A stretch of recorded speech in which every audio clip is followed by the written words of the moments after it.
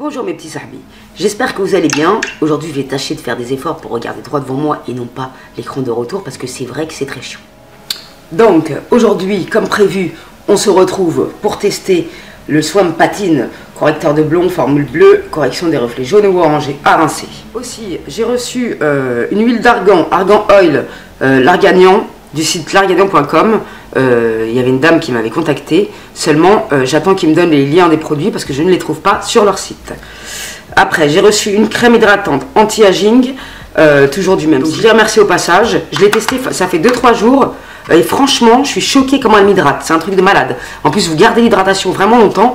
Et franchement, je la kiffe. C'est une crème de jour, ça tombe bien. J'en avais plus. J'avais que la gelée Garnier, que je trouve moins hydratante que la gelée Clarins, pardon.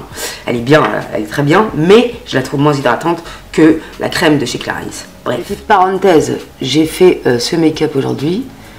Je m'entraînais en fait.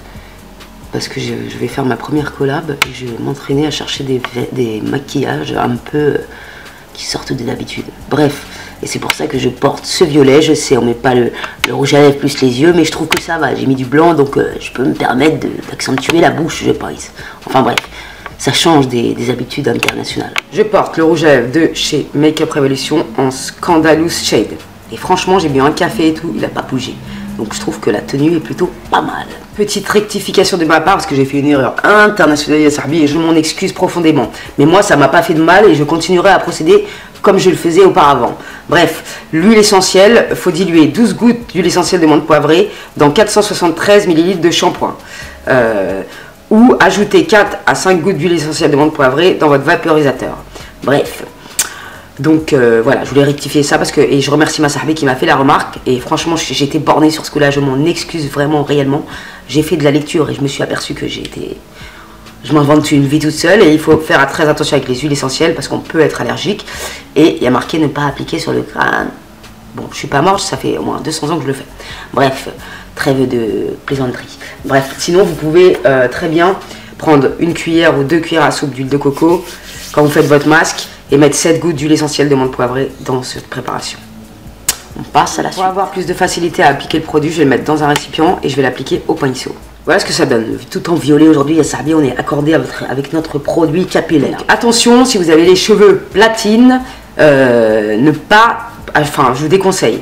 Parce que vous allez finir gris avec des reflets violets et bizarres. Enfin bref, c'est pour ça que j'ai des reflets un peu zarbi par endroit, parce que je suis plus claire par endroit. Par contre, si vous avez un jaune qui est devenu un peu pisseux, un peu jaunâtre, tu vois ce que je veux dire, là tu peux y aller et ça va vraiment te raviver ta couleur. Ça marche top niveau, c'est de la bombe. Voilà. Donc, répartir le produit sur toute la longueur en étirant de la racine à la pointe, émulsionner avec un peu d'eau, puis laisser agir 5 à 10 minutes. Voilà. 10 minutes selon l'intensité et l'éclat désiré, d'accord, ok. 10 minutes, c'est un jaune, vraiment, si tu veux bien l'éclaircir, tu vois ce que je veux dire, mais je déconseille 10 minutes aux filles qui ont les cheveux platines, d'accord. Moi, j'ai des petits reflets, donc là, je vais pas repasser sur mes longueurs, je vais juste le mettre en racine et sur le reflet jaunâtre que tu vois ici. On fait un petit zoom, tu vois, c'est toute cette partie jaunâtre et ça, on va le tester, on va le mettre jusqu'à ici. Pas plus loin parce qu'il faut pas non plus déconner. Donc voilà. Donc j'ai enlevé mes tresses pour l'application et franchement, hier, j'ai mis ça sur mes longueurs, enfin mes pointes, pardon, et franchement, je trouve qu'elle hydrate vachement bien. Pourtant, j'aime pas l'huile d'argan. Donc je reste surprise moi-même, je te le dis direct. Et j'attends impatiemment qu'ils me donnent les liens des produits parce que je ne les trouve pas. Où est-ce que je n'ai pas trouvé. Donc je vais procéder à l'application réparer en bien regardant les zones à l'intérieur des salles.